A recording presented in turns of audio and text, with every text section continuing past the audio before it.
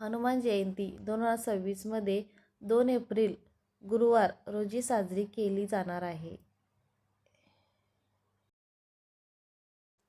हनुमान जयंती का साजरी केली जाते? हनुमान जयंती हा भगवान श्रीरामाचे परमभक्त बजरंगबली हनुमान यांच्या जन्माचा दिवस आहे. हनुमानजी हे शक्ती, भक्ती, बुद्धी आणि निर्भयतेचे प्रतीक आहेत. त्यांनी श्रीरामाची सेवा करून भक्तीचा सर्वोच्च आदर्श दिला. संकटात मदत करणारे देव म्हणून त्यांना संकटमोचन म्हणतात. हनुमान जन्मकथा. माता अंजनी आणि केसरी यांचे पुत्र म्हणजे हनुमान.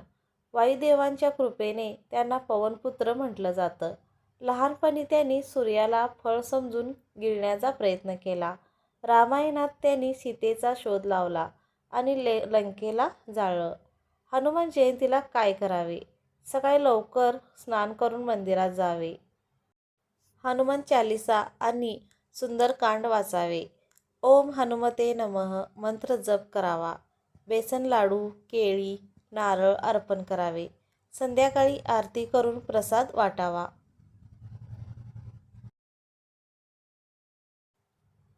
संकटातून बाहेर काढणारा शक्तिशाली मंत्र.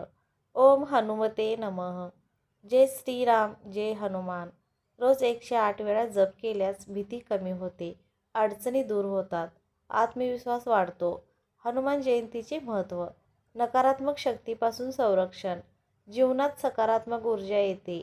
संकटातून मार्ग मिळतो. मन शांत आणि स्थिर होते.